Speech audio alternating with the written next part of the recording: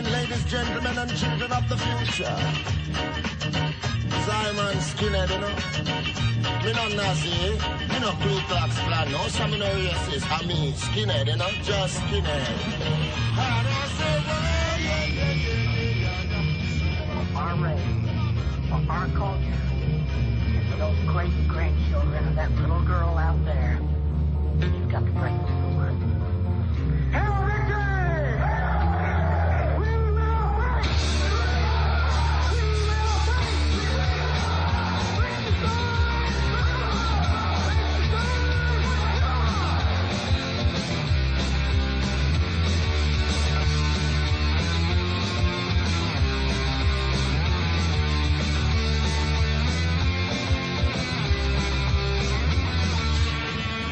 Seit bald 40 Jahren gibt es die Skinhead-Bewegung. Wenn die Presse über sie berichtet, dann meist auf der Seite der Unglücksfälle und Verbrechen. Gewalt, Hass, Faschismus. Doch woher kommen sie und wer sind sie? Mit diesem Film möchte ich ihre wahre Geschichte erzählen. Die paradoxe Geschichte der Skinheads.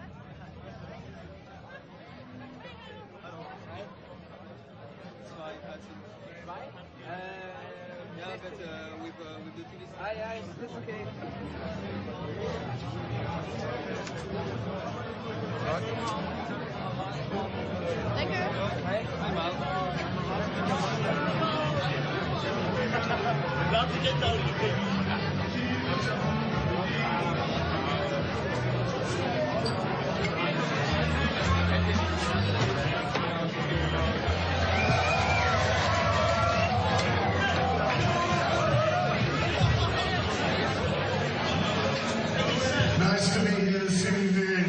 For those people out there who don't know, this is Sky.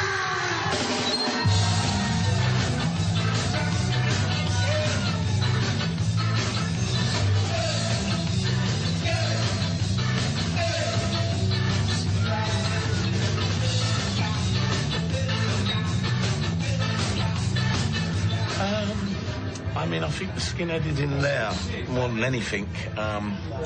First, to be a skinhead, you must love your Dr. Martens. You must love ska music. You must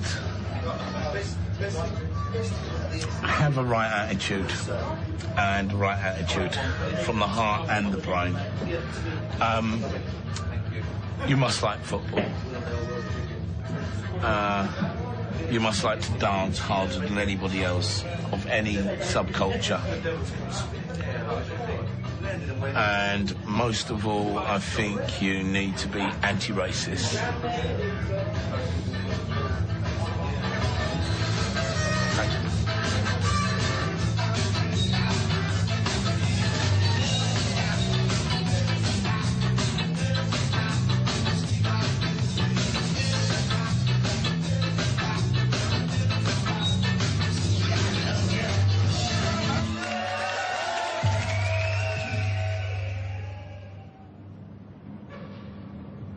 Alors, je m'appelle Carole, j'ai 22 ans. Je suis skinhead girl depuis 3-4 ans. Pour moi, être skinhead, c'est toute une manière de vivre. C'est aimer la musique, boire de la bière avec les copains, le look. On aime bien ressembler à quelque chose qui a de la classe. Ça fait partie, c'est tout un mythe dont on a le nostalgie, quoi. Et dont on veut garder un peu l'esprit.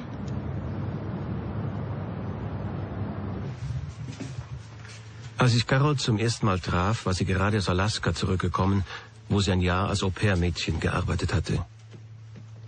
Sie war ohne Arbeit und sie hatte Zeit. Carol, ein typisches Skin-Girl von heute. Nach ihrer Zeit als Punk ist sie mit 18 zur Bewegung gekommen. Ihre Geschichte gleicht der Geschichte vieler traditioneller Skins. Sie kommen aus der Arbeiterklasse und sie sind gegen Extremismus. Carol ist Skinhead. Egal, was die anderen sagen. Les gens s'interrogent évidemment. Maintenant, ils vont pas tous le prendre bien. Il y en a qui vont te dire non, non, mais attends, je connais mieux que toi. Les skinheads, j'ai vu ça à la télé. C'est des néo-nazis, c'est des machins habillés militaires et puis qui ziguent toujours à longueur d'année. Maintenant, il y en a d'autres qui sont intéressés, surpris, qui t'écoutent, quoi. Ce qu'il y a, c'est que c'est un peu énervant à chaque fois de reprendre toute l'histoire, de tout raconter aux gens pour se justifier, pour dire non, je suis pas néo-nazi, je suis pas de croix gammée tatouée, enfin...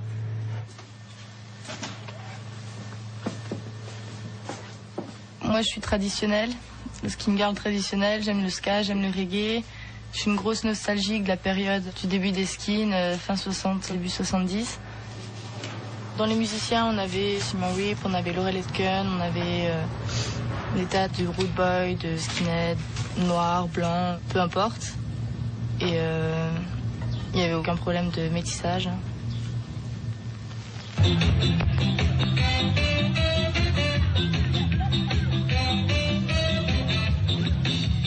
Yeah, I'm a skinhead. What's wrong with that?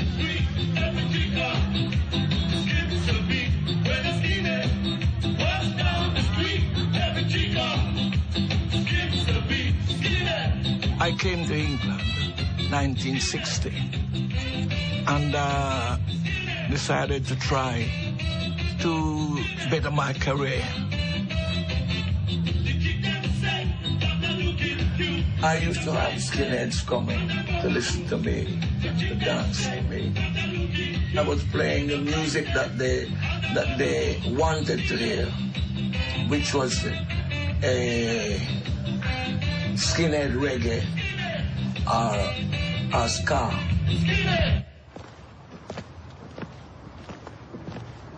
I used to be a skinhead with my pork pie hat and my suits and everything. And they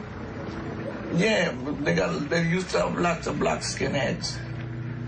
But some of them now, some of them I don't know. Some of them get too old, some of them going to church now, and some of them die. But they used to have lots of black skinheads. But they never fight against white skinheads, because in those days, people just go to a dance to have fun and dance till the morning comes.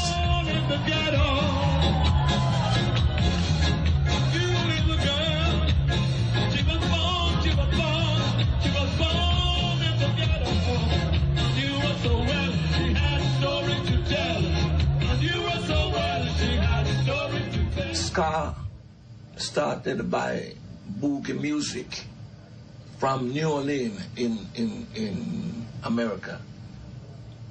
And we start experimenting by doing different things with the boogie music. And that's how ska came.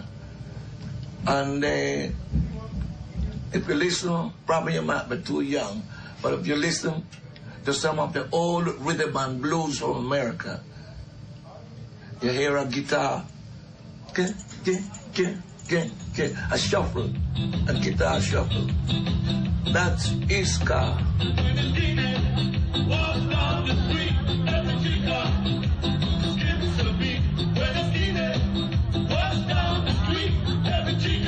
Ska music started in Jamaica.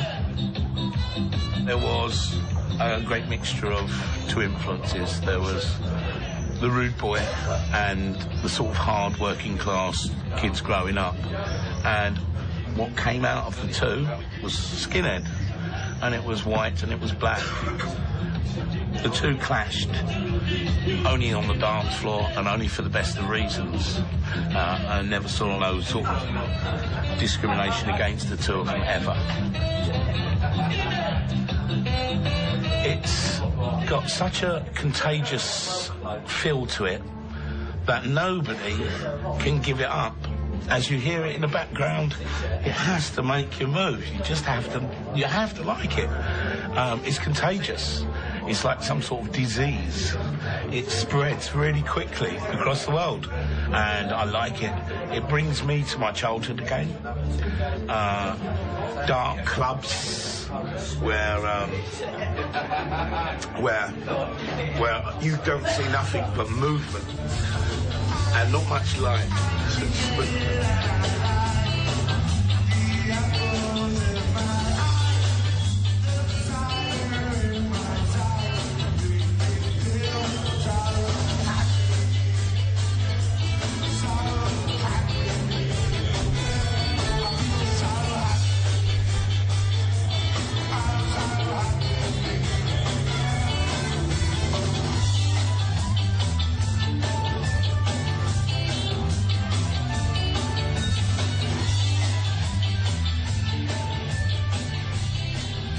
ihren Anfängen war die Bewegung nicht rassistisch. Auch wenn es immer wieder Gewalt gab, politisch war sie noch ungerichtet. Heute gelten alle Skinheads als Neonazis. Doch in der englischen Szene der frühen 70er Jahre sind keine rechtsextremen Skins auszumachen. Erst gegen Ende der 70er Jahre, mit der Krise und der Entstehung der Punkbewegung, radikalisieren sich die Street Kids. Angezogen vom Rebellischen, vom Provozierenden, eine neue Generation von Skinheads.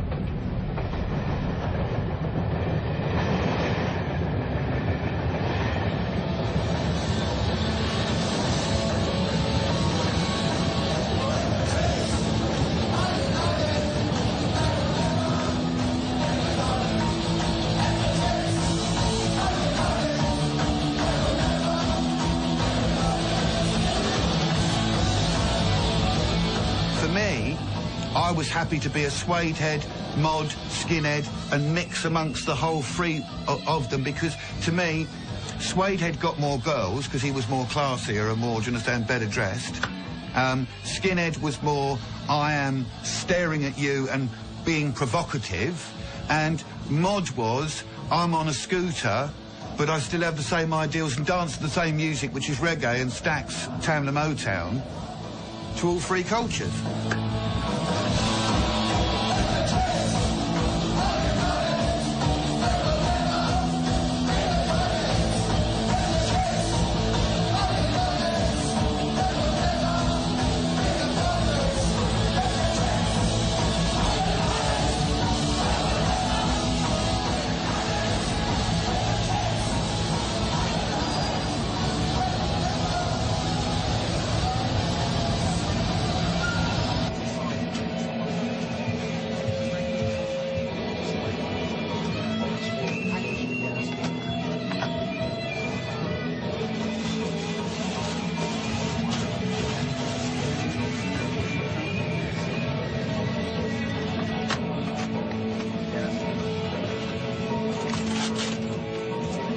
When I was young, I was quite thin and I was quite weak. You know, I wasn't a tough guy at all, but I wanted to be. You know, and that was the perfect image of a tough guy was a skinhead.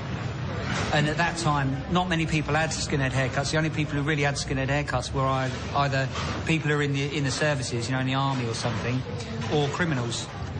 And I used to have a haircut called the hedgehog, which was basically spiky on top and long down the sides, and this was like a football hooliganish cut. And I had that for a while, and then I shaved it off. And it was the first time I ever got stopped by the police. I was riding my push bike down the road. I was only about 13 or something, riding down the road with my sister on the back of the bike, and we're riding along, and the police stopped us. And I got searched. I got all my pockets emptied out and all that. And I was thinking, fucking hell, I never even spoken to the police until then. And then it was like, I was annoyed about it, but I was also quite proud about it. It was like, oh my God, you're grown up all of a sudden. Do you know what I mean? The police are interested in you, you know? Yeah, it was an initiation.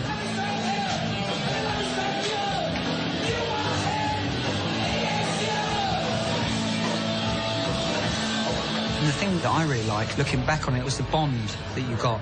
Because you were so hated, you know, we were hated by everybody. You know, by school teachers, by our parents, by authorities of any type. You know, girls would love you, you know, because you were the bad boys, but they couldn't really take you home to meet their mum and dad, because their mum and dad would ban the girls from going out, you know, because they were with us, you know. And everybody had an attitude, everybody had an opinion about us. I mean, in 1980, every single day in the newspaper, you would have skinheads mug old ladies, skinheads beat up black people, skinheads riot somewhere, and anybody who broke the law at all became a skinhead immediately.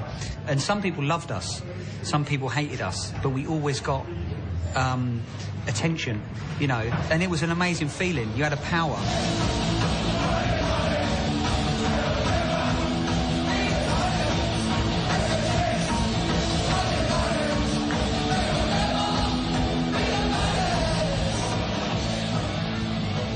Au début du mouvement, la violence, c'était entre des bandes, c'était bon, on voulait montrer aussi qu'on foutait le bordel, qu'on était là et qu'on se fait remarquer, quoi. Et maintenant, de nos jours, c'est vrai que la violence, elle est entre groupes de skins, elle est souvent entre les racistes et les antiracistes. Et maintenant, je pense que c'est vraiment l'image de skin néo-nazi qui fait que les gens, quand ils entendent skinhead, ils n'ont pas vraiment envie de nous rencontrer ou sympathiser.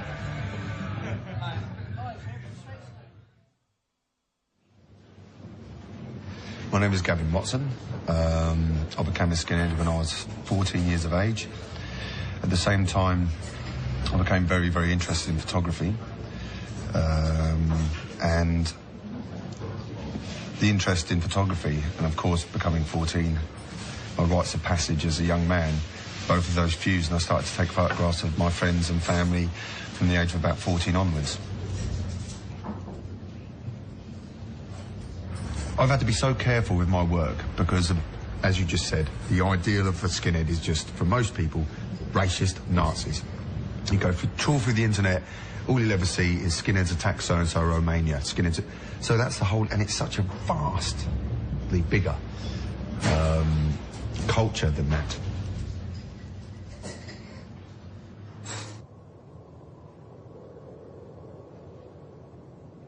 That's the cover of the book. That's getting quite famous now, used in there. But that was our, well, that was our basically our playground, wasn't it? Yeah, what that was, that was an electric box. Because I remember we used to go up on that box and that looks over the park, didn't it? And you weren't allowed to climb up because they had like a barbed wire going up there. And the Spencers used to jump off it. Eventually fenced it off, didn't they? Yeah. That's just the Spencers. Yeah. That was New Year's Eve, 1980, 81, that was, down at Piccadilly Circus, wasn't it? Eros, statue Eros, so they'd walled it off. I really fancied her. The only reason I'm in that picture is because I got my arm around her. She was gorgeous. You did fancy Beverly. Didn't Beverly, you her name was. Beverly? No. Later that night, we both got I got fucking, I got mugged. Who stole his Crombie. Yeah, bastards. That was my first proper fashion item. I saved up, my fucking nan gave me money. I saved up my paper round money. That was my first proper. He was so proud of it. Fucking fashion item, wasn't it? Yeah. I used to push it down. Everyone took the piss out of me. He's like, yeah, I ordered a 19 big crusty skinheads, just bang, give us your Crombie. Every time I ever went to a gig, this geezer, he had a swastika on his hand, tattooed, Nazi written across his finger, and 5 dots there. And he was with this black geezer, and every time I ever went to a gig after that date, I looked for that fucker, and never did I find him. This one I love. This is one that caused so much controversy about, oh, Nazis and this, that, and the rest of it. But it's basically Melvin fucking around, isn't it? Yeah. You know, they weren't Nazis, were they? No. Well, the thing is, all that, I mean, Melvin was really a punk, and all the Nazi imagery came from Sid Vicious, wasn't it? Remember he wore the swastika T-shirt, because, you know, fuck off, the V sign, all that stuff, it meant nothing. But our parents were actually at war with the Nazis. Our grandfathers actually died in Europe fighting them, so this was the ultimate rebellion against the parents and against the last generation.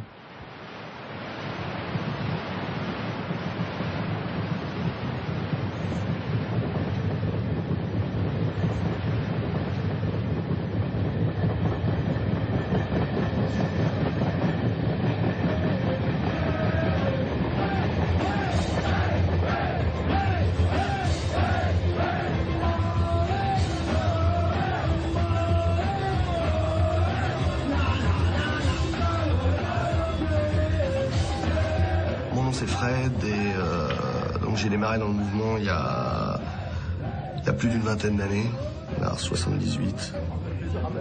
C'était vraiment un mouvement de jeunes, on était tous issus du punk, avec les cheveux colorés, machin, on avait eu envie de s'amuser, de se défouler. Au bout d'un moment, ça peut lasser de se faire toujours prendre pour un clown. Donc redécouvrir quelque chose qui culturellement marche avec le punk, mais qui est beaucoup plus discret, et surtout beaucoup plus guerrier, c'est super. Le pas à franchir pour radicaliser ça, il est assez rapide à faire. C'est-à-dire que quelques-uns, comme ça en Angleterre surtout, ont tout de suite donné un côté patriote. Ça se voit au niveau des matchs de foot, ça tout le monde connaît, les hooligans. Après du patriotisme, la xénophobie, il faut un tout petit peu plus de temps. Paradoxalement, à part le ska, les skinheads n'avaient pas de musique. Ils continuaient à écouter du punk. Mais le punk, ça chante l'anarchie. Il n'y avait pas une musique propre. Il y avait une musique ancienne, refaite. Il n'y a pas une musique propre. Et quelques groupes sont apparus, qui ont créé la Oi. Et ça, c'est la musique des skinheads. Enfin, il y avait une musique. Enfin, il y avait une musique avec des paroles adéquates. Et quand un groupe comme Screwdriver l'a joué avec excellence, tous les skinheads ont suivi. mais c'était pas un groupe politique. Rien à dire. Un super album. Maintenant, les paroles commençaient à intelligemment orienter. Rien d'affirmé, rien d'antisémite, rien de pro-violence, rien de trop patriote. Des petites contestations sur la justice, des petites réflexions, et si on s'était trompé en 40. Alors ça, soutenu par une musique absolument mortelle, on continue, on suit. À la suite, c'est des morceaux très radicaux. White power, pouvoir aux blancs, etc. Mais bon, c'est trop tard à ce moment-là. Certains font le pas de sortir de ça, puis d'autres continuent, c'est tellement bien. And the only man in the world that I would follow to the death came from Germany. I'm British and I'm proud to be here in Germany, and I really am proud to fucking be here in front of the Deutsch people. And I'd fucking like to dedicate this number to every one of you. Because without you, there would have been no Screwdriver. Because without Deutschland, without the German idea, without National Socialism, Screwdriver would never have existed. Mit Screwdriver, einer ehemaligen Punkgruppe, kommt es zum Bruch. Ihr Sänger Jan Stewart, ein radikaler Nationalist, spaltet die Bewegung. White Noise entsteht. Faschistische Zeichen, schwarze Bomberjacken, kahlgeschorene Schädel, Hakenkreuz, Brutalität und exzessive Gewalt. Die Geburt der Naziskins, die Enkel von Rudolf Hess. Sie werden sich über ganz Europa verbreiten. It was music, it was hundreds of skinheads getting together, having a good night out. It had its political side in the sense that the songs were political, a lot of them, but the songs were about being white, being working class, about being downtrodden. It was all our unsaid thoughts coming out. The first time I ever met Ian Stewart, I was travelling on a subway train, and we got talking, and I think maybe in a couple of years till we met again, but I always remembered that meeting because Ian was such a charismatic person. He had such a personality about him that it really took hold of you. Even if it was only for a few minutes talking to you, you could never forget that meeting. It made you feel like you wanted to do stuff.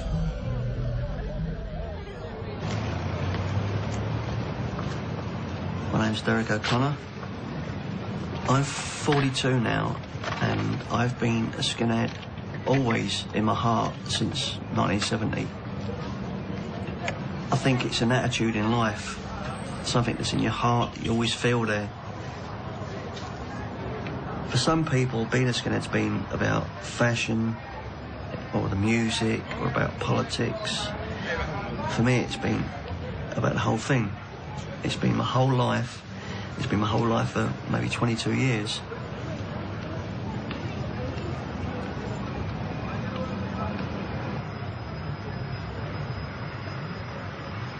White power to me means believing in my heart that we are different, that we deserve to survive as a race. I can stand in the street and look at people stood around me and feel different. And I think that's an important thing, to feel different from other people, from the sheep in the crowd. It gives you a feeling of being someone.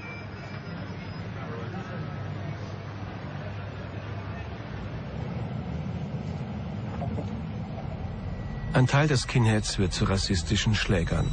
Die Energien werden zunehmend in politische Bahnen gelenkt. Parteien der extremen Rechten nutzen die Musik der Skinheads für ihre Zwecke. Die British National Party und die National Front geben Screwdriver aktive Unterstützung. Bei jedem Konzert kommt es zu Schlägereien. Die Musikindustrie distanziert sich von Jan Stewart. So gründet er die Bewegung Blood and Honor, die sich durch den Verkauf von Platten und T-Shirts finanziert. Und White Power setzt sich in der internationalen Szene durch. Ab hier wird für die Skinheads nichts mehr sein wie früher. Ian Stewart Donaldson, who died 2 weeks ago in a car crash, was buried last Monday. 6 months ago, we profiled the neo-fascists as part of our live debate on racism. This is the face of fascist rock. Ian Stewart Donaldson wants immigrants kicked out of Europe, believes handicapped people should be gassed, and thinks Hitler was a hero. His band Screwdriver are Europe's most infamous neo-Nazi band.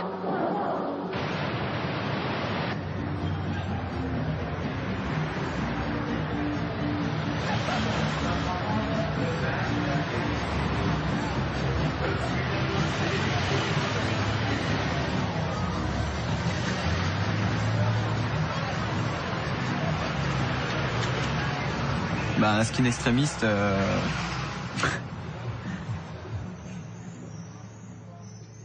ouais, c'est quelque chose sur lequel je peux pas répondre. Pour la bonne et simple raison que pour moi un skin d'extrême droite c'est, il n'y a pas skinhead parce qu'il y a une contradiction dans le fait qu'il soit raciste. Et... Bon, moi personnellement j'écoute pas de rack, j'aime déjà pas la rue donc je vais pas en plus me mettre au rack. Bon, c'est pas à ignorer non plus, ça existe, c'est là mais j'aime pas spécialement, je m'ouvre pas dessus, je vais pas au concert, quoi. Moi, je crois qu'il faut pas se leurrer et il faut pas être hypocrite. Je sais contre quoi je lutte et en l'occurrence, oui, j'ai déjà écouté certains de ces groupes auxquels j'ai été confronté parce que de toute façon, à partir du moment où on est skin, on est confronté un jour ou l'autre à soit un groupe ambigu, soit un groupe ouvertement raciste. Donc voilà, mais ça va pas plus loin.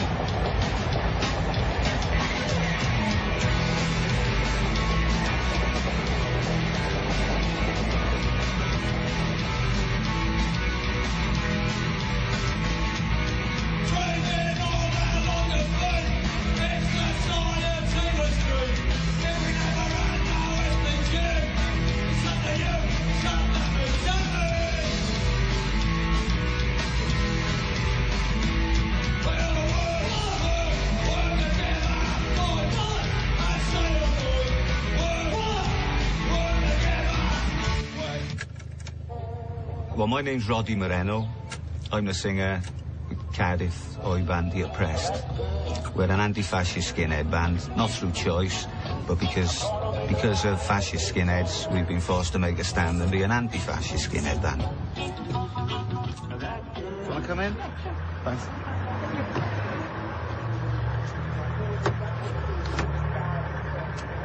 That's me, my brother Dominic. Duncan now lives in New Zealand. Hamid, top guy. My other brother Adrian. And that's Mac. He was the old fella. He was the one who could really play saxophone. We played about 3-4 gigs. Only? Yeah, and fell apart. In one of our first concerts, somebody started ziggling. So we stopped the song. We told them, knock it on the head. Don't do it. Right. We're not fascist. We hate racists. You've been warned. Halfway through the next song, same thing. Guys he guiles. So we leave the stage to have a quiet word with him.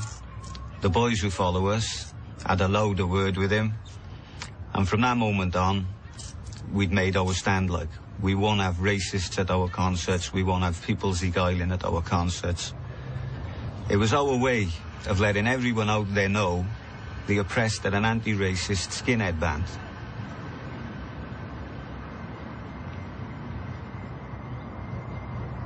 To us, skinheads was just simply about being working class, being proud of yourself, and knowing where you come from. So when later on, right-wing politics started seducing young, impressionable skinheads, it didn't make sense to us, which is why we wanted nothing to do with it. If you're a racist, you can't be a skinhead. Because skinheads wouldn't exist without Jamaica. So to deny the culture which is why, eventually, we call them boneheads, because they're not skinheads. They're boneheads, we're skinheads. We look at them as a totally different... But obviously, the world outside think we're all the same, which is why, when I found this sharp flyer in New York, I come back to Britain and decided to use my renown, if you like. I knew there were skinheads around the world, knew who I was. Sent out badges and flyers to everyone I could think of. Went to concerts, handing them out. People eventually started writing in. I'd send back to them saying, use the sharp logo. If you do a concert, make it a sharp concert. If you do a disco, make it a sharp disco. So people can see on the poster, skinheads against racial prejudice. And it'll make them stop and think.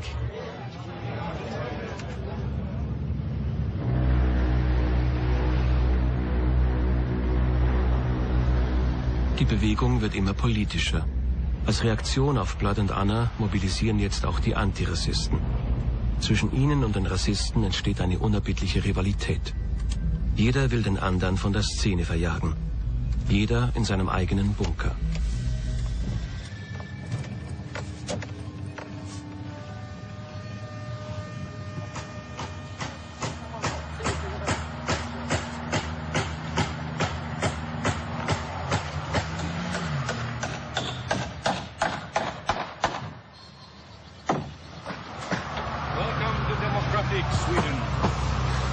Everybody is allowed to say what they want, as long as they don't speak against the fucking truth.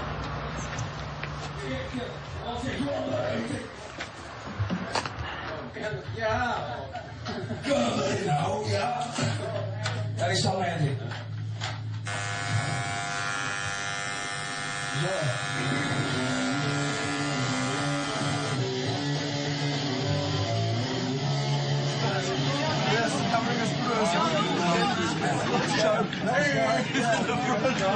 Sharpskins must die. Sharpskins must die. The communists. Yeah. The first thing, you don't sweat nothing. We are people. White people.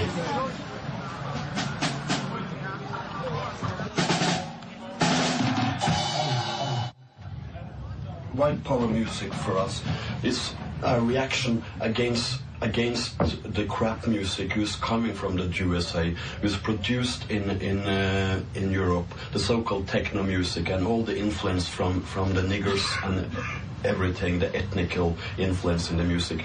Our music is plain rock and roll, you know. You don't need to be good to play. It's only to get out the anger and the hate and the frustration, you know. It's a kind of dynamite music.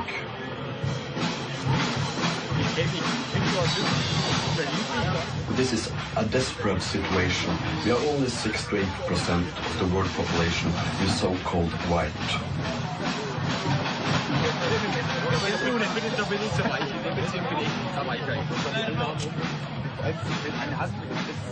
People like me who have lost his wife, his job, the social life, everything, it's the government who have done it. Create me like I am today, because I'm not free to speak and say what I want. If this is a democracy, I'm fucking glad that I'm a National Socialist and I want to kill and destroy this society. I hate the democracy.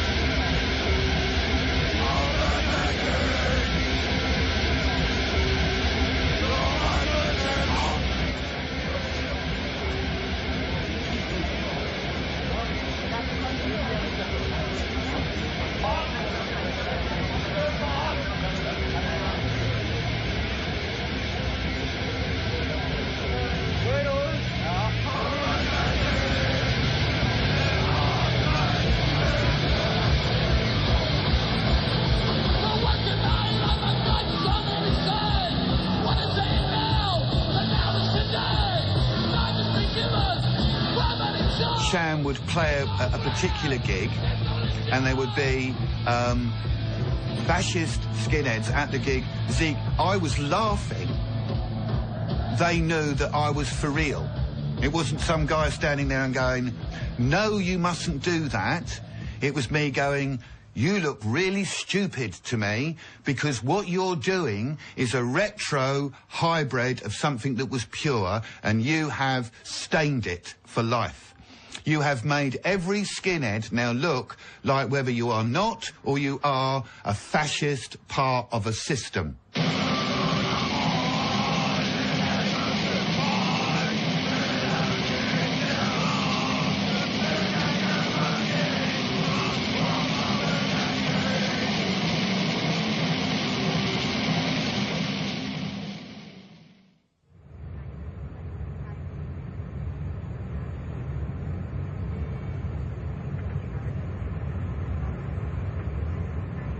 Von den Medien verteufelt, umgeben von einer sich globalisierenden Welt, entwickeln sich die beiden feindlichen Zweige der Bewegung im Untergrund weiter.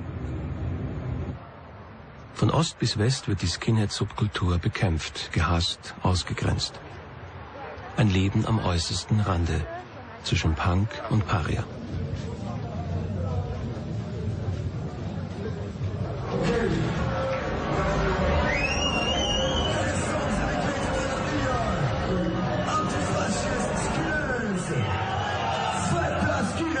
Sometimes better, but always antifascism. Noi portiamo avanti la nostra lotta contro ogni forma di razzismo e contro la globalizzazione capitalista che è in corso. Per cui oggi come Skinhead e come band, come Los Fastidios, appoggiamo appunto Sharp e Rush, che sono nati ovunque nel mondo, e diamo il nostro supporto affinché il movimento skinhead torni forte, ma a mio avviso comunque è già forte,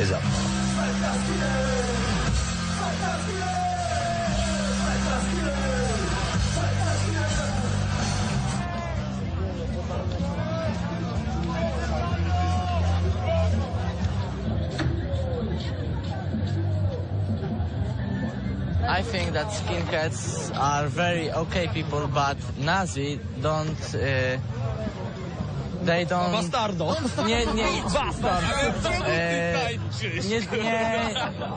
Nie można ich nazywać skinheadami, ponieważ to są naziści i to nie są nigdy prawdziwi skinheadzi, bo nie znają swoich korzeni i myślę, że nigdy nie można nazywać nazistami skinheadów. We like traditional skins very much. I think the most important thing is tolerance. Polish punks never liked Nazism, and punks skins united will win.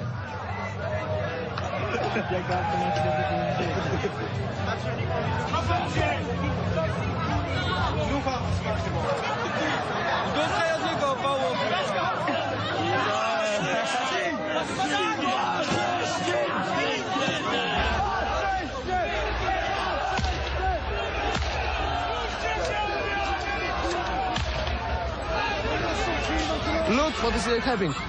It's police provocation. They don't want an orchestra. No more orchestra, punk orchestra. Never, there were never that much police officers like today. I don't know why. But listen, look at them, and look what is happening.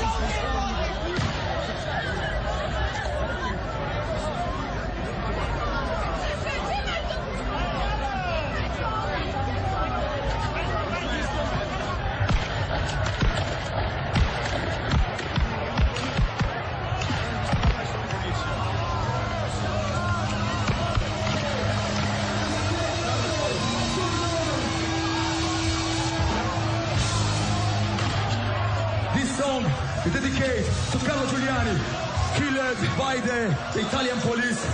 And we want to dedicate this song also to the guys arrested, imprisoned today against the brutality of the police.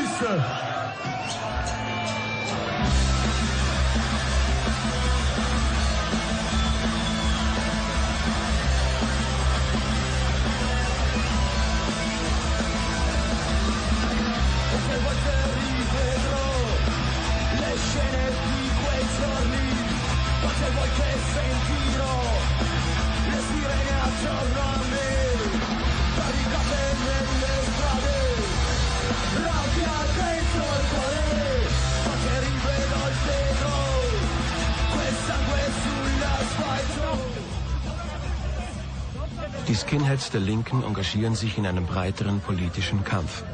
Sie schließen sich den Globalisierungsgegnern an und stoßen bald auf Repression.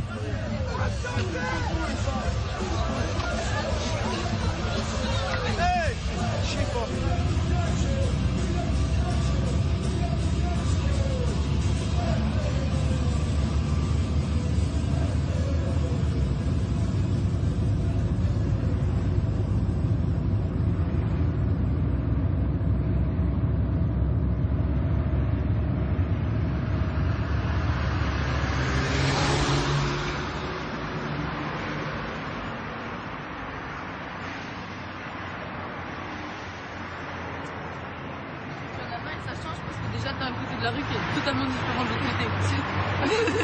La rue, c'est loin, il y a des trucs bombardés, l'autre côté, t'as des trucs tout modernes, tu sais. Être skinhead, c'est... Je pense que c'est une réaction contre le système. Contre ce qu'on nous impose, contre la musique qu'on nous impose, contre les fringues qu'on nous impose, contre le rapport aux gens et à l'argent qu'on nous impose. C'est plus des valeurs d'amitié, de partage, de solidarité, de fierté. On appartient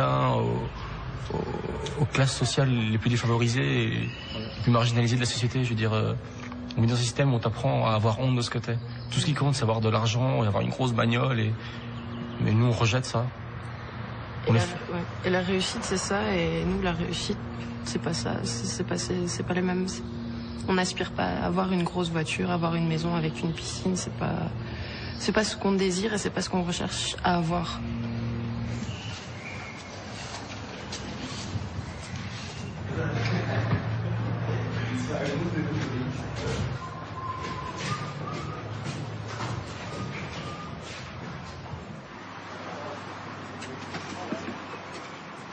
Wir kommen aus dem tiefsten Bayern, das letzte Eck von Deutschland. Ja, haben uns da irgendwann mal entschieden, eine Band aufzumachen. Erstmal Punk, haben uns dann da noch für Ska mitentschieden und eben die Kombination dessen, daraus resultiert dann der Street Ska. Es gibt natürlich in Deutschland die zwei Szenen, die gegeneinander arbeiten und auch irgendwie gegenläufig sind. Aber zu sagen, welche Seite größer ist, ist eigentlich schwer, weil man bewegt sich ja nur in der einen Szene. Also ich könnte nicht sagen, wie viele faschistische Skinheads es in Deutschland gibt. Aber soweit ich weiß und mit meinen Erfahrungen ist es eigentlich schon aufgewogen. Also man kann nicht sagen, dass es irgendwie mehr Nazis gibt. Nein, gar nicht. Ich denke eigentlich, dass mehr auf unserer Seite sind. Also es gibt auch noch eine große Anzahl von Unpolitischen, die einfach kein politisches Bild haben. Also ich glaube, das Verhältnis liegt irgendwie bei 60%, oder knapp über 50% würde ich sagen, die von Skinheads, die keine Nazis sind. Also ich würde sagen, es sind eigentlich mehr linke oder zumindest unpolitische Skinheads, aber keine Nazis. Und das ist halt, wie gesagt, das Traurige daran, dass trotzdem die ganze Szene als Nazis verteufelt wird.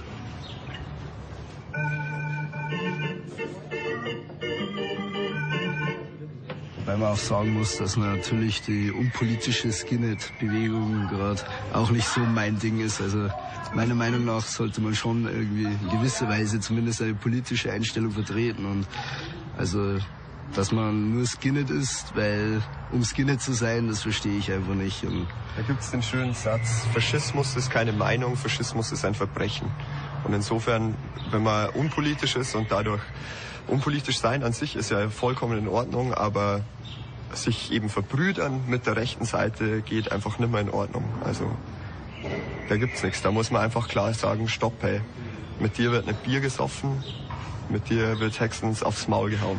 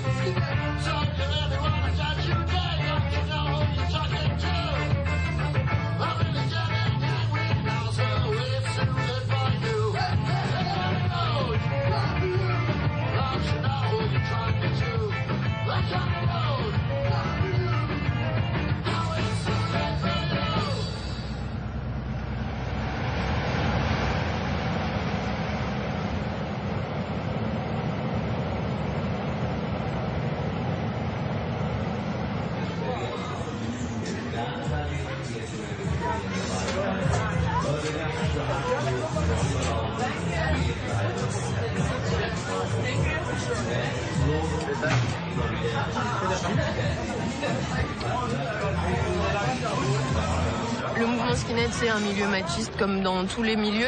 Après, c'est vrai que comme il n'y a pas beaucoup de filles, c'est un petit peu la misère sexuelle dans le mouvement skinhead. C'est vrai que pour un mec, ça le fait bien de se faire une skinhead girl. Ça... Moi, je pense que c'est à chacune de montrer qui elle est, quoi. De s'imposer, ouais, parce que je pense qu'il faut s'imposer, mais je pense que dans la société aussi, en tant que femme, on doit s'imposer. Comme je t'ai dit, il y a la même proportion de cons partout. Hein, des fois, on pourrait se dire que chez les skins, ça atteint quand même des summums, mais... Ils sont très forts.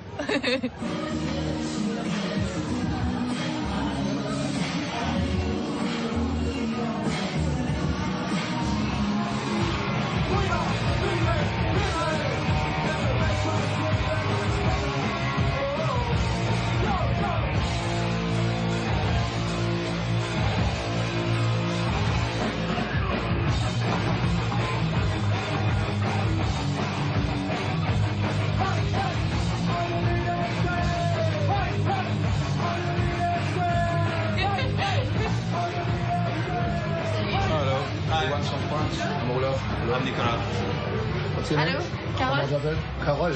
Carole. Nice to meet you. Where are you from, France? He was in Paris once. Hey, Paris cool. Some years ago. La scène skinhead allemande, moi j'aime beaucoup parce que c'est souvent des traditionnels. Il y en a qui sont issus de groupes de Oi, il y en a qui font des groupes de ska. Mais au niveau de sens de pensée, c'est traditionnel, ça reprend vraiment les origines du mouvement. Les gens montrent vraiment qu'ils sont contents d'avoir quelqu'un qui vient d'ailleurs, qui ont le même sens de pensée. Moi j'aime bien ce côté fraternel que j'avais complètement perdu en France avec les skins, quoi. Là, comme je rencontre de partout, ça change, les histoires changent. Ils se posent pas de questions, ils sont gentils, ouverts et moi ça me touche. Il y a cette fraternité qui vient quand même. Mais que moi je pensais complètement enfui, quelque part perdu, qui n'existait plus, quoi.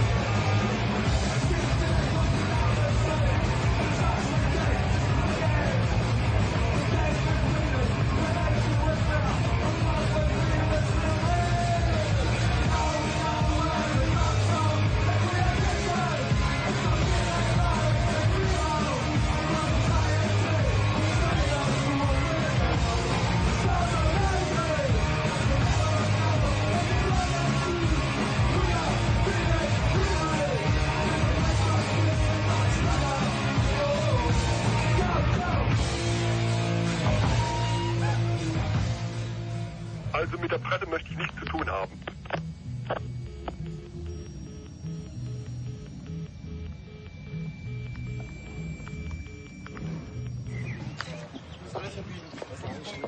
Die Bilder von diesen Mitgliedern von Blood and Honor Deutschland habe ich im Juli 2000 in Schweden gedreht.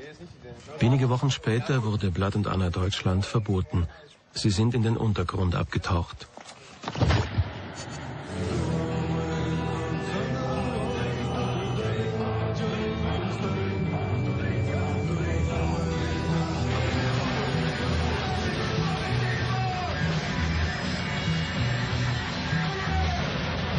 Auch dieses Konzert außerhalb von Berlin liegt einige Jahre zurück. Engländer, Kanadier und Schweden treffen sich in Deutschland. Zusammenkünfte wie diese gibt es auch heute noch, doch filmen kann man sie nicht mehr. Die Bewegung wächst im Verborgenen weiter, abseits der Kameras, fern von Zeugen, die nicht zur Szene gehören.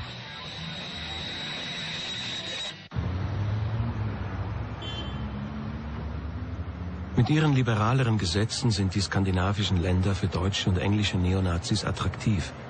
Dänemark oder Schweden ist für viele zum Exil geworden. Blood and Anna Skandinavien gewinnt damit an Einfluss. Zu meiner Überraschung stoße ich hier auf eine neue Generation rassistischer Skinheads, die das gehässige Erbe von Jan Stewart aufleben lassen. Diese Gruppen entwickeln sich außerhalb der großen Städte. Sie rekrutieren immer mehr junge Leute, die sich von ihrer Radikalität angezogen fühlen.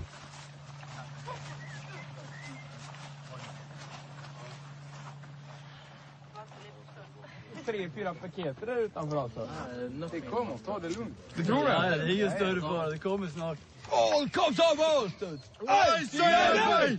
All comes of Austin! ICNV! Förlåt. Sharpskin. A sharpskin we want to stomp, It's kick fucking disgusting. their face in. We want to kill them. You know, if you go out on the streets, and if you're not a Nazi and you're only a skinhead, and then there come some niggers and they smack you on. I'm not a Nazi, I'm not a Nazi. And they're still standing for it to not to be a Nazi. It's fucking sick. Sieg! Heil! Sieg! Heil! Sieg! Heil! Sieg! Heil! Sieg! Heil! Sieg! Heil! Sieg! Heil! Sieg! Heil! Sieg! Heil! Yes, he didn't need dentist anymore after that. Fuck the Jewish system, fuck the European and fuck the whole world. Smash the fucking Jews. I would say that the left wing and right wing, that they are the hands of the same Frankenstein body. All their good ideas, healthy ideas for the white race must be accepted. That we are not left or right, we are racist. I don't know, they are losers and we are winners. Losers don't attract winners. That's it, they are the joke. I resist against those people who are trying to destroy the future for my race and for our destiny. So simple as that. Känner du någon av dem? Ja. And this Nico and then this from NO.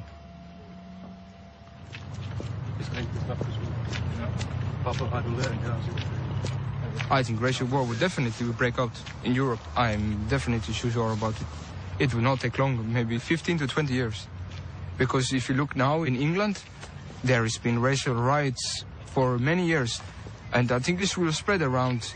It's not maybe racial holy war as such, that you go out with M16 and shoot people down, but you will definitely see an increase of racial riots between whites and between immigrants. Definitely, I'm aware. I'm very too sure of that.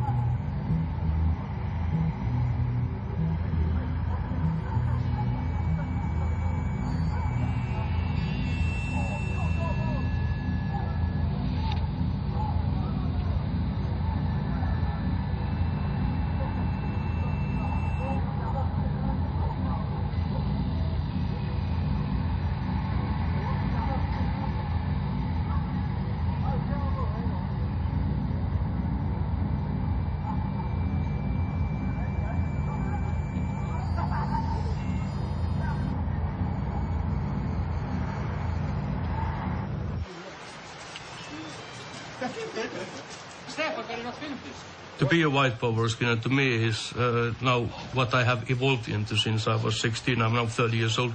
It has become the meaning of my life to be this way, and the purpose of the life is to enjoy this struggle for me.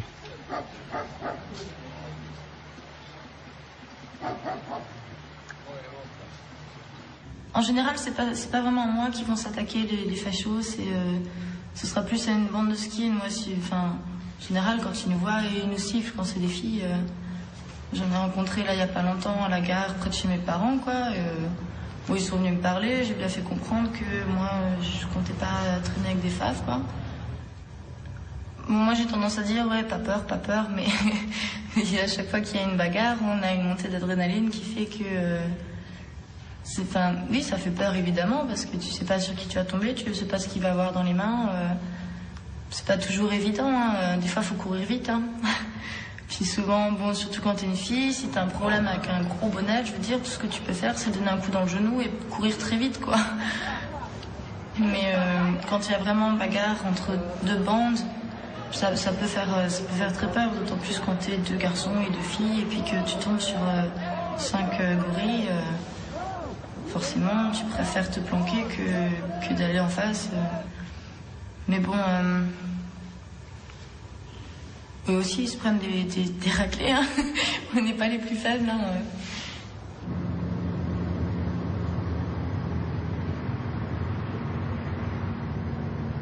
Lange Zeit wurden die Auseinandersetzungen, die Bandenkriege offen auf der Straße ausgetragen.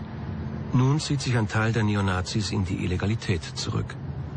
In England wird Anfang der 90er Jahre Combat 18 gegründet. Rekrutiert werden dafür die gewalttätigsten unter den Skinheads, Rassisten, Hooligans. Ihr Ziel ist einfach: Angriff auf die Demokratie. Sie wollen den Rassenkrieg in Europa. Combat 18, das ist der Eintritt in den bewaffneten Kampf. Auf Worte sollen Taten folgen.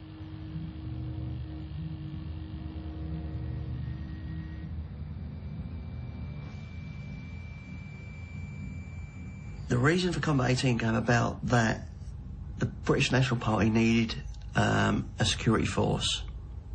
So they got together the most violent thugs in the right wing, not just skinheads, it was ex-skinheads, it was casuals, it was anyone that was violent and would stand against anti-fascists, against anyone. My first involvement in it was when I got out of jail, and it started swinging more to the terrorist side of things, to illegal sort of actions. I suppose we thought we'd be the warriors of the movement.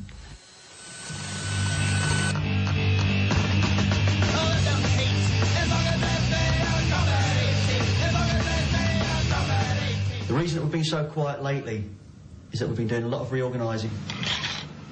And for those of you that have any doubts where the money's gone, it's gone on these. Now, the war is coming.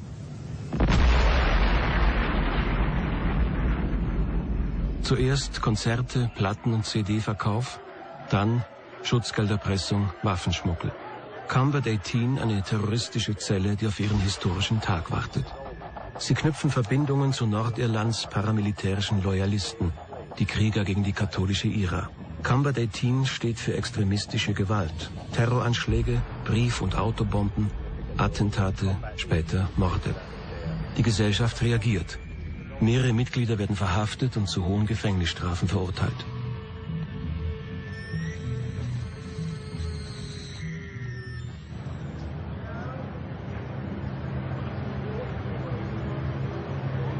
I personally, in my life, felt I had nothing to lose by going to jail for the rest of my life, which is sad, really. And I think some people do feel like that.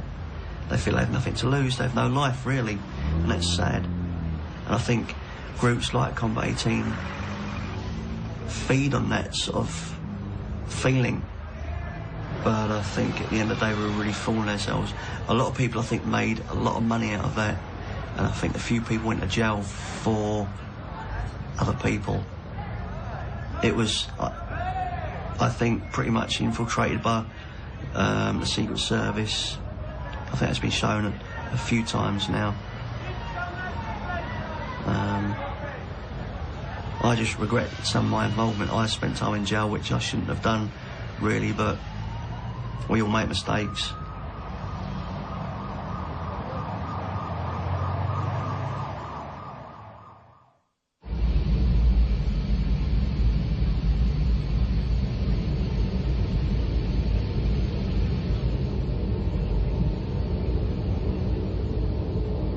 Um die Entwicklung der Skinhead-Bewegung heute zu verstehen, muss man einen Blick über den Atlantik werfen, nach Amerika. In den Großstädten des Nordens ist Sharp entstanden. Skinheads gegen Rassenvorurteile, als Antwort auf White Power. Die Nazi-Skins dagegen wachsen in den Vorstädten heran, besonders in den Südstaaten, wo der Rassismus tief in der amerikanischen Gesellschaft verwurzelt ist. Hier finden ihre Ideen ein starkes Echo.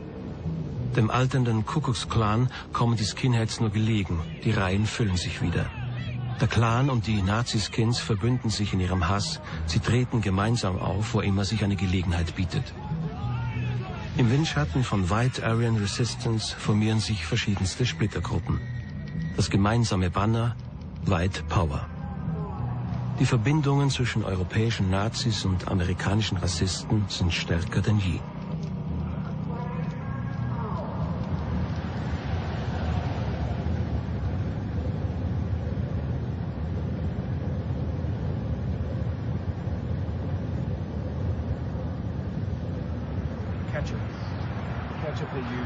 Well, I tell you, today the skinhead movement is so strong, especially with the internet.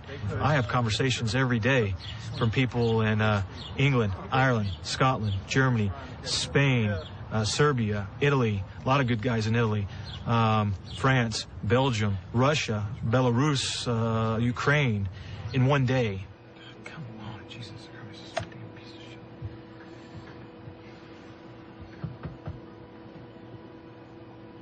Blood and Honor best expresses what I believe and how I want to do things.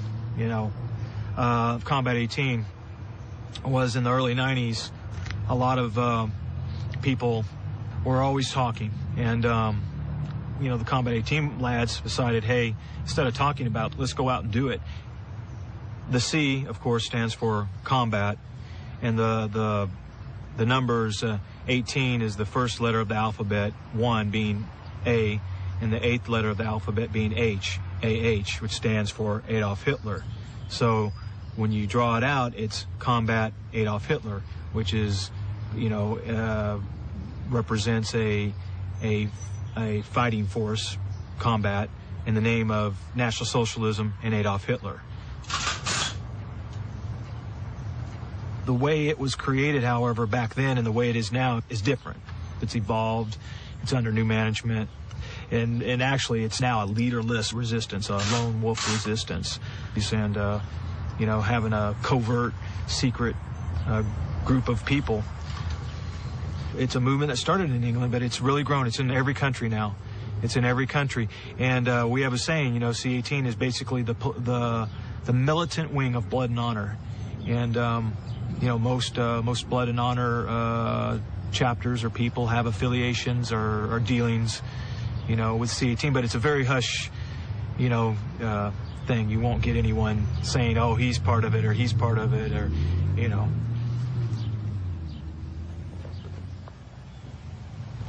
In '88 is when I officially shaved my head and got my combat boots before we could get Doc Martens over here. Well, the reason I became a skinhead was I had originally been a member of the Republican Party, and I always had what would be considered a right-wing point of view on politics and our social environment. I know. I gotta go get bleep. And after I did some reading on National Socialism and started hanging out with other people, I joined up and started living the skinhead way of life.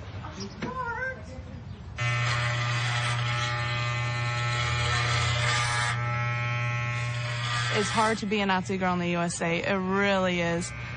You get a lot of people bothering about World War II and different things like that. I just explained to them that we're dying out. The white race is dying out, and I'm here to preserve it.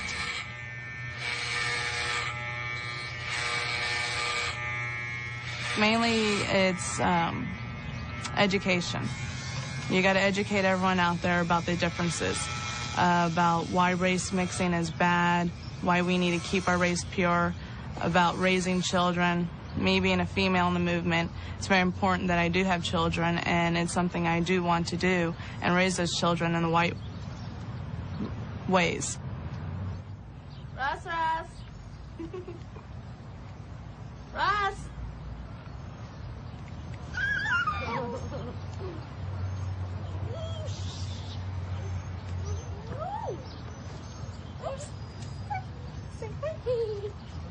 You want to see Joel?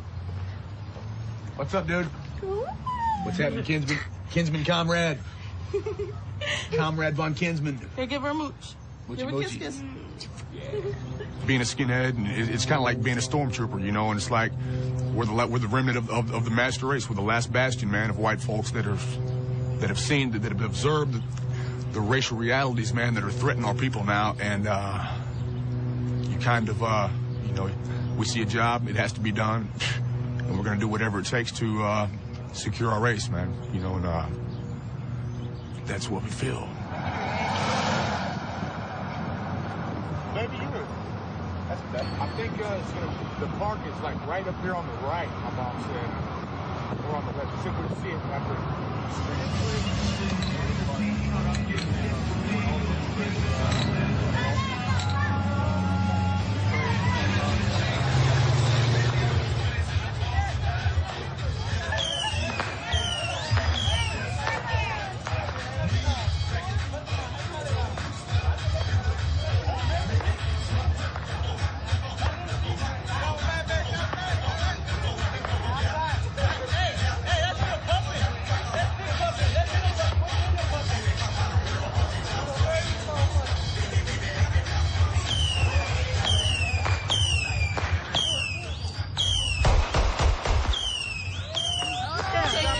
You think it's a nice neighborhood? It's not. You just don't know. Just like 2 days ago, they robbed the store. Robbed the store. My mom's house got hit twice. Drive-by. They shot that car. They shot this car. We're here to protect our territory. It's not a nice neighborhood in Dallas. We ain't no gang or nothing. We're not gang members. No gang. No gangs.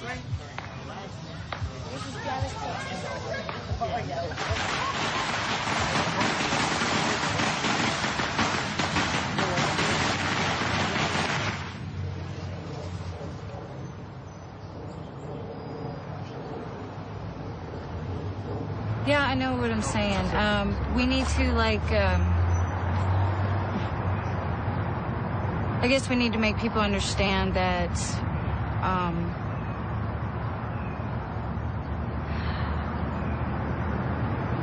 I guess you got to stand up and do something before it's too late, before our country's destroyed. Especially with the terrorist attacks with Muslims. Shit. I hate Muslims. Just in general, the black people on the street just fucking trashing the, you know, neighborhood, shit like that. We need to stand together and get it out, get all the trash out. And segregation would be okay, possibly, if it would work out, but it probably wouldn't work out, so we might as well just get rid of everybody. Why bother even going through all the steps of, well, let's segregate for a while and then everything will be okay, when we know in 5 years after we segregate, it's all going to be back to this Civil War shit again. So why even bother? Just fucking either get out of the country or nuke them. Basically. Same with gays and lesbians, too, because all they do is spread diseases. We need to get rid of all of them. Yeah. Because my daughter wants to grow up a happy life. And I want her to have a happy life. No matter where she is. Is it going to constant go or what? No, just shoot. Trigger each time. Wait. Ready? Yeah, go ahead.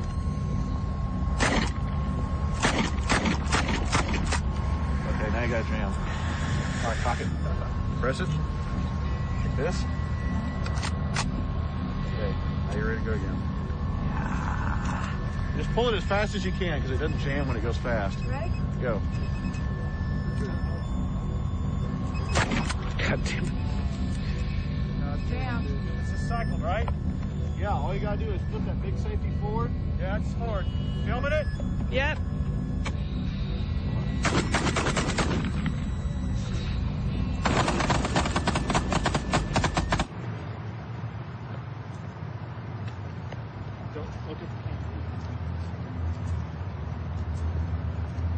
Ihr Kampf stützt sich auf die neuen Theorien mit dem einen Thema, die Rettung der arischen Rasse. Die Angst vor dem Andersartigen, dem Fremden wird beschworen. Das Verschwinden der weißen Rasse.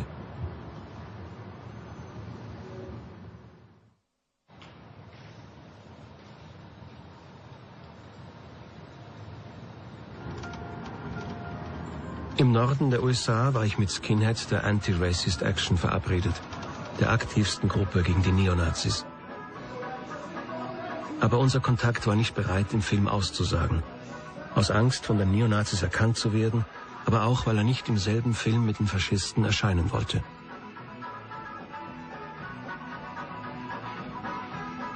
Der Film beginnt einige Skinhead-Gruppen zu stören. Sie fürchten das Bild, das wir von der Bewegung geben könnten. Sie verlangen, den Film im Voraus zu sehen. Ich lehne ab und bitte Sie, mir ganz einfach zu vertrauen bei meinem Versuch, den Film so wahrheitsgetreu wie möglich zu machen. In Chicago sind die Antirassisten nicht zu unserem Treffen erschienen. Also bitte ich Carol, nach Kanada mitzukommen und uns dort in diese Szene einzuführen.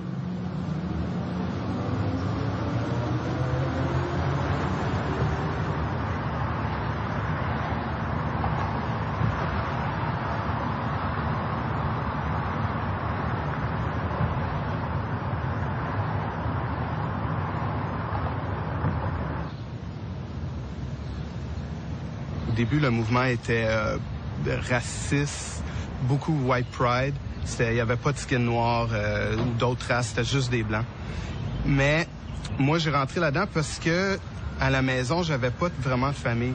J'avais pas une bonne vie familiale.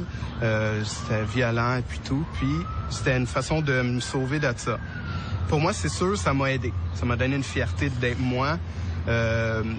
Ça m'a enlevé une peur que j'avais envers la société. Je me suis dit, bon, si je suis capable d'affronter des gens qui m'aiment pas à cause que je suis skin, je suis capable d'affronter n'importe qui m'aime pas à cause de moi. Et puis aussi, ça m'a donné un sens de famille. Puis c'est vraiment eux autres, ma famille. Il y a beaucoup de gens qui disent, oui, mais pourquoi tu rentrais être skin? C'est un mouvement violent et raciste, puis tout ça. OK, il y a de la violence, mais il y a de la violence partout dans le monde. Pas obligé d'être skin pour être violent, pas obligé d'être skin pour être raciste ou être con. Puis moi, ça m'a fait penser, puis ça m'a aidé à pas être violent, à faire attention à mes amis. Ça m'a donné une identité pour moi. Hey, salut, ouais. Un bout? Un bout, ça va, toi? Yeah, ben ouais. Ah! Ouais. Salut, Carole. Toi? Comment ça se vit-tu là? T'as des faux docs? C'est pas encore... Ça serait mon genre de planter pour... Ouais. 35. Non, mais c'est pareil, c'est l'ancienne génération. Moi, je suis avec des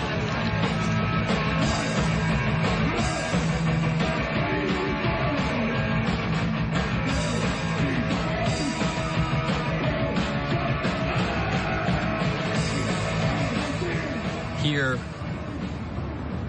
right now, there are the white power skins, the redskins, rash, and then those that don't belong to any group. But most of them that don't belong to any group are on the non-racist side of things. Montréal, pour ce qui est de Montréal, il y a tout le temps eu deux groupes, OK, qui étaient avec les skinheads racistes, puis ceux qui étaient pas racistes. Puis peut-être dans le groupe qui sont pas racistes, il y a deux différentes divisions. Puis ceux qui sont plus politisés, ceux qui croient pas vraiment à la politique, mais quand même unis, vont dans les mêmes concerts, vont dans les mêmes bars.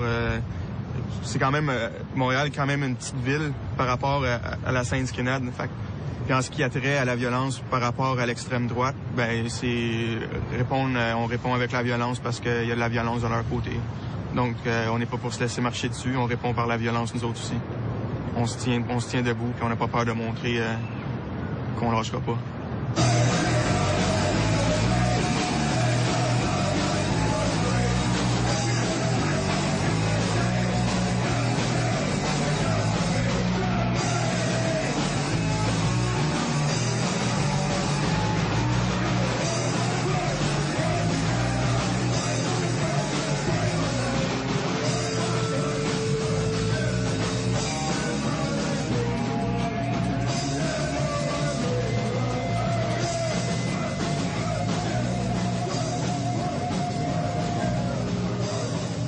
Im Viertel Saint-Denis in Montreal ist die Lage gespannt.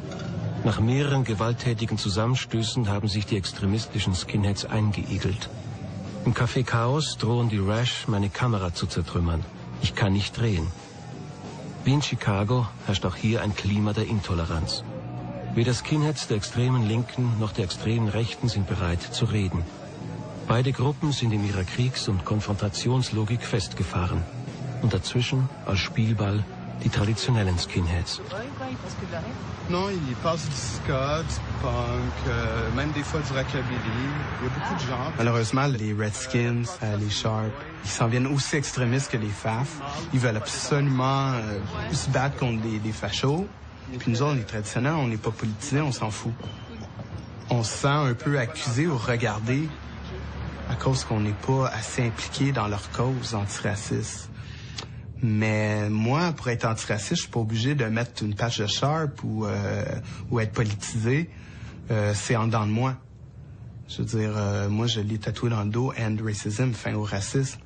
Mais je vais pas aller dans la rue crier ah, lui, c'est un raciste. Non, on le fait, là. Ça sert à rien. Puis, malheureusement, les Redskins et les Sharp commencent à nous renier. On dirait qu'ils nous aiment pas à cause on n'est pas assez impliqués. Vous faites pas assez pour la scène, puis tout ça. Je m'excuse, mais moi, je n'ai fait beaucoup pour la scène. J'ai été dans Sharp, j'ai fait des manifs, je m'en suis collé des FAF. Je n'ai eu ma dose là, de violence. Moi, je déteste la violence. La politique a mélangé les gens. Je trouve qu'elle est là pour fourrer le monde, man. Personnellement, c'est ce que j'en pense. Ça l'a fourré, man. Ça l'a fucké le mouvement skinhead, man. Parce que le monde se met trop à cœur à ce qu'il pense, puis il veut trop un monde bien, man, aussi, puis... Quand je dis ça rend bien décevant, man. Personnellement. Moi, je suis d'accord avec lui, c'est juste que c'est de plus en plus, c'est pas pour rien qu'on n'a pas de relève. Si t'es pas un rage, si t'es pas un rouge, t'es pas avec nous, t'es pas correct, t'es un sang, t'es une poubelle parce que tu n'es pas pareil comme nous, tu fais pas partie de la gang, t'es une poubelle. J'aime pas ça. Le monde te regarde, sont froids avec toi. Non, ça fait dur.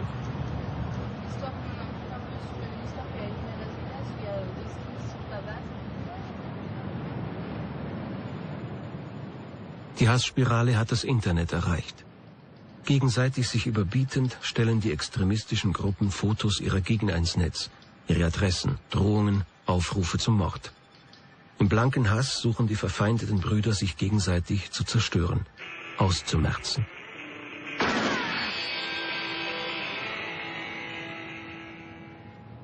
Malheureusement, j'ai des photos sur des sites d'extrême droite avec mon nom, les noms de mes amis.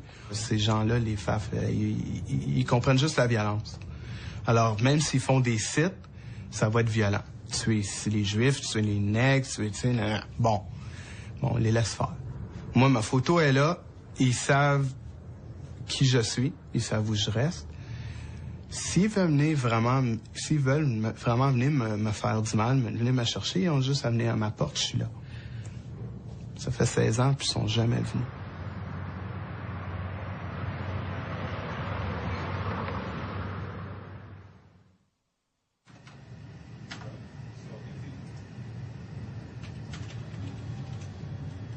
Das Klima der Gewalt.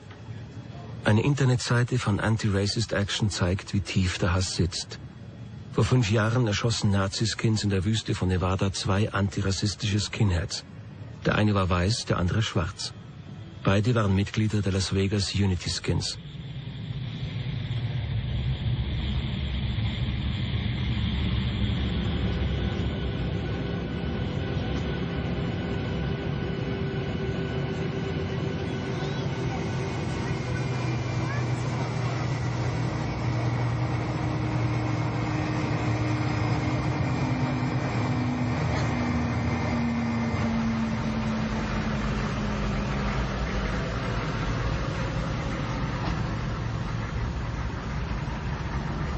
How it happened? They were both shot. Shursty was shot right near his vehicle where he fell. Newborn was able to run, and he ran a couple hundred yards out in the desert, probably after being shot and or being chased while shot, and ultimately he died a couple hundred yards out in the desert.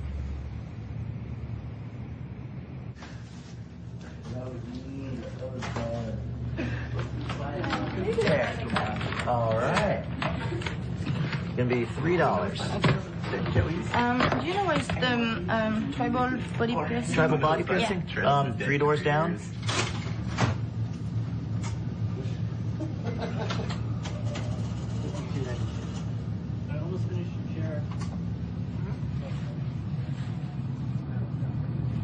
Lynn Newborn was the man here at Tribal, and he was a great employee. He worked here for about 3 years. He was a skinhead. He was an anti-racist skinhead. He always wore shirts that had Nazi symbols with the cross, you know, crossing them out, anti-racist shirts. He always kind of preached that around here. He really believed in it. He had a lot of trouble in his past, so of being targeted as racist, and so he always kind of wore it on his sleeve, you know, in his heart to try to get people to not fight and no drugs, that kind of thing. And he was a real nice guy, and all his friends used to hang out here, including Dan Shursty. Dan was an Air Force pilot at Nellis Air Force Base. You know, I think just kind of whoever happened to be with him that night was going to be a victim, just by chance. But I would think it was a trophy because of the 2 reasons. One, he was black. One, he was very popular and very outspoken about being against racism. And they, I think they saw it as a trophy for them, you know. People have wanted Spit dead for a few years now, and he just kept going anyway. Kept being a loudmouth, basically, about speaking out against racism. Spit's known for being a total ladies' man, and so girls coming to the shop and flirting with him is really common. And the 2 girls invited him to a party, and he decided to bring Dan along, and that's where they were basically ambushed out in the desert by, we believe, 4 guys and the 2 girls. And Dan was shot first, and Spit tried to run towards the city and was shot down. Dan und Lynn sind von mehreren Mitgliedern einer örtlichen rassistischen Skinhead-Gruppe getötet worden. Verhaftet wurde lediglich einer der Täter, John Butler. Er wartet auf die Vollstreckung seines Todesurteils. Most of the Nazis, or the white power skinheads, started growing their hair out and dressing down because of fear, because since it was such a media, like in the media thing. I don't know, at Spit's funeral there was like 300 people there, so I mean he was a well-loved man in this town and had meant a lot to a lot of people. And I think the shock of them dying was just like, I don't know, like.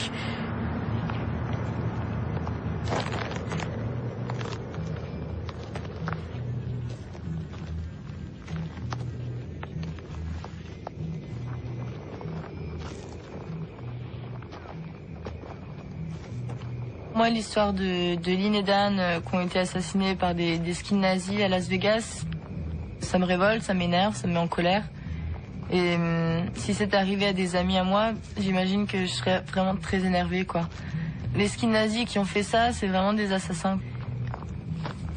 Moi, j'ai pas encore entendu d'histoire pareille en France. J'en avais déjà entendu à partir d'autres groupes de Seattle. Des histoires un peu un peu similaire avec des crimes, avec du sang, des tortures et compagnie. C'est plus du tout skinhead, c'est une violence bête et méchante. Ça n'a rien à voir avec les petites bagarres qu'on avait nous, avec les courses poursuites dans les rues et ça restait marrant. C'était une montée d'adrénaline, c'était drôle. Et bon, souvent t'as les chocottes, t'as les boules, mais tu t'en sors tout le temps, quoi. Alors que là, il y a des morts. Alors ces gens-là, ils sont morts pour leurs idées antiracistes, quoi. Ou parce qu'ils étaient noirs et skin. Enfin, c'est pas des raisons pour tuer quelqu'un, moi, je pense.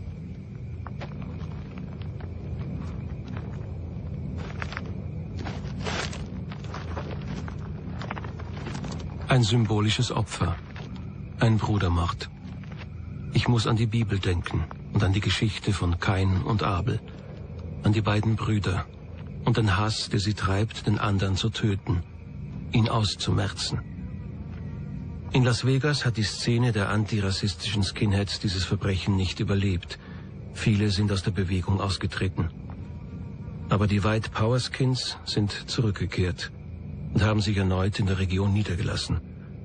Heute findet man im Internet die Homepage der Las Vegas Skinheads, junge Neonazis, die den White Power verherrlichen.